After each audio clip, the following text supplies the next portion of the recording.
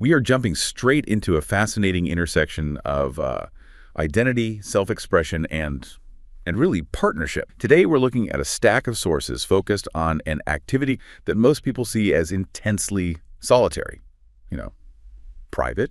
But what happens when that private world is opened up and becomes this radically shared collaborative experience? And that's the absolute core of it today. We're exploring how active partnership and specifically the active and willing involvement of a wife completely reshapes that experience. For a lot of men, this is so deeply tied to identity, to creativity. And what's really illuminating in these sources is that the wife's role isn't just about tolerance, it's catalytic. Catalytic, I like that. Yeah, it moves it from a potentially lonely secret into a shared, affirming, and, well, a collaborative art form that actually builds intimacy and trust in the relationship. Okay, let's unpack that idea of collaborative art. Our mission here is to really understand the specific ways couples co-create. How do they turn styling into a tool for real relational growth? Where do we even start?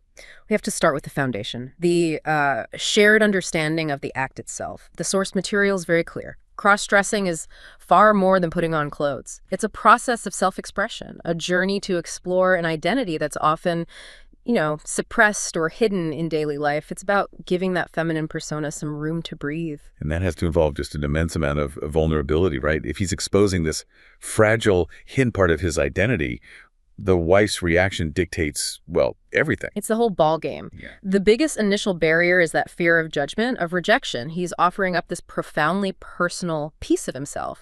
So when the wife responds actively, and I mean not just with passive acceptance, but with hands-on help, wardrobe, hair, planning, it provides instant, powerful validation. So it's not just, oh, that's okay. It's, here, let me help. Exactly. And that active engagement boosts his confidence immediately, while at the same time reinforcing the emotional safety of their bond. It's that two-way street the sources keep highlighting. Confidence up, connection deeper. So she's not a bystander. She's an affirmation mechanism. It literally transforms the act from something that might feel, intimidating, maybe even illicit, into something that is richer, more joyful, and more affirming. Yes. The anxiety just lifts, and the playfulness can begin. The relationship itself becomes the safe container for that expression. And that shared adventure, it's most visible right away in the aesthetics and the style. So let's dive into the 4 areas of collaboration the sources identify, starting with, I guess, the most obvious one: wardrobe experimentation. And the sources frame this as a true adventure. It's about taking risks together, pushing the boundaries of what he might wear on his own. So we're talking about moving beyond the comfort zone. Absolutely. Trying bold colors, unexpected textures, different silhouettes he would never have considered alone. And the key here isn't just suggesting a blouse. It's about the delivery. Right. Right. The sources insist this has to be low pressure. It should spark conversation and, most importantly, laughter. Oh, that's vital. Trying on 5 outfits and deciding they all look terrible, but laughing about it together, that builds relationship capital. It's courage building because you're being vulnerable in front of someone and their presence makes it safe to fail, so to speak. Exactly. You turn a potentially intimidating process into a lighthearted shared goal. The whole feeling shifts. Okay, so once they've navigated the wardrobe, the next step is much more physical, more intimate. Let's talk about hair and wig styling. This is so critical for completing the persona. And what's fascinating here is the sheer tactile intimacy of it. When a wife is curling or braiding or just adjusting a wig, it requires physical closeness. It's a shared, delicate task. And that hands-on process fosters mutual learning. It pushes them toward bolder choices, maybe a dramatic new length or color, because they are literally in it together. It also forces a very specific kind of communication, doesn't it? You have to be talking constantly. A little more volume here. Does that feel right? Yes, that practice in gentle, clear, non-judgmental feedback is like training for the relationship in general. You're practicing collaboration in real time. A key takeaway then. It reinforces that transformation is an evolving process, a journey of small shared tasks, not some big scary outcome. Right. And if hair sets the frame, then makeup experimentation adds the mastery, the detail. This is where the artistry really takes off. The application of makeup gives a real sense of agency, of physical transformation. And this is often where the wife can become a guide, a co-creator. She might start by teaching foundational techniques, moving from something subtle and natural to eventually experimenting with bold, theatrical, even avant-garde styles. It's a shared skill they're acquiring. But wait, is there a risk there? That he starts relying too much on her for the execution, for the validation? That's a great question, and the sources address it by emphasizing mastery. The goal isn't just to look good, the goal is to learn the technique together. The man gains skill and pride in his own artistry, and the wife provides that affirming feedback. Yeah. And they note this isn't just about aesthetics. Makeup profoundly influences mood, identity, performance. It allows him to really inhabit these distinct personas. So once that physical transformation is complete, the clothes, the hair, the makeup, you're no longer just looking at a man in different clothes. You're looking at a character, an idea. How do couples make that leap from just aesthetics to crafting an actual identity? This is the jump into the imaginative part, what the sources call persona creation. This is where it becomes explicitly theatrical. The personas give an emotional story, a narrative to the expression. And I imagine this is where it gets really fun. I mean, they don't have to be complex. Maybe a simple classic Hollywood diva for a quiet night in. Or they can be elaborate, whimsical, fictional identities with full backstories. And the wife here becomes the co-director, helping craft the narrative, the style, the little quirks that bring the character to life. It's a deeply collaborative creation process then. Brainstorming together, negotiating what feels authentic, what feels playful.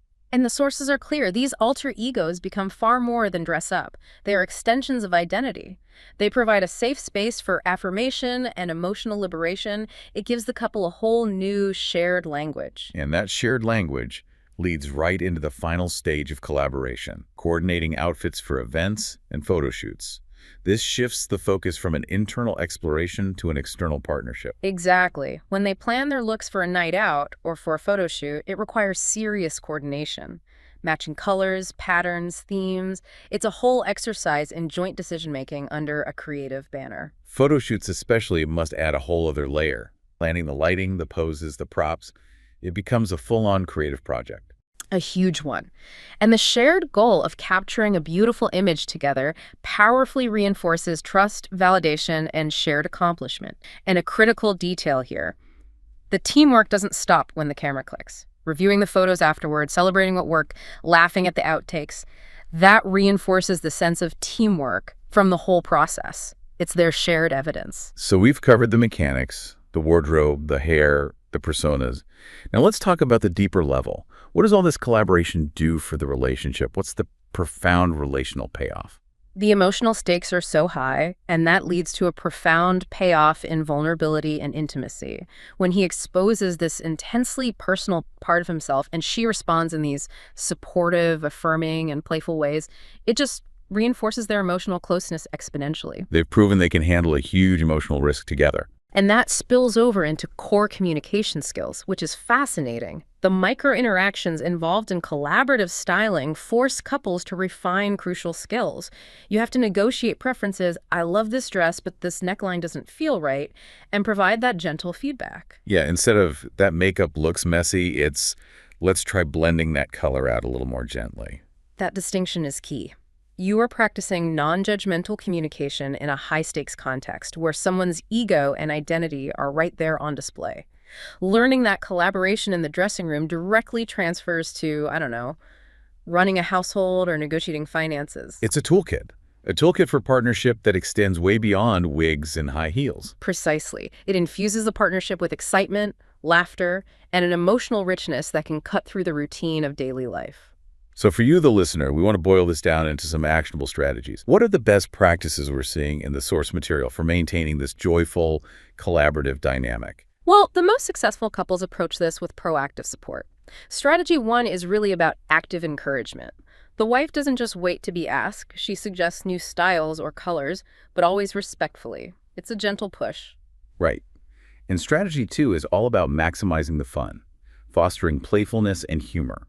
These sessions can't feel like a chore. They have to be light, supportive, filled with spontaneity. Laughter is mandatory. A third key strategy is that creative coordination. Jointly planning outfits for events, even just a dinner party, reinforces that sense of being a unified team with a shared goal. And probably the most vital one, which goes back to that emotional core, is consistent validation and affirmation. It sounds so simple, but genuine compliments, encouragement, they're essential. They're the feedback loops that boost confidence. And the final piece, the one that underpins everything, is understanding mutual boundaries. Collaboration requires open, ongoing communication. Both partners need to be ready to adjust. The process has to feel like a shared adventure rather than a solitary task. So we started this deep dive seeing cross-dressing as, potentially this solitary journey. But our analysis shows that when a supportive partner is fully engaged, it becomes a profoundly shared art, a canvas for connection, creativity, and mutual self-expression. And the ultimate takeaway here is the transformative power of partnership itself. By actively engaging together in style and persona, these couples discover that transformation, physical, emotional, relational, cultivates intimacy, trust, and joy that really does permeate every single facet of their relationship.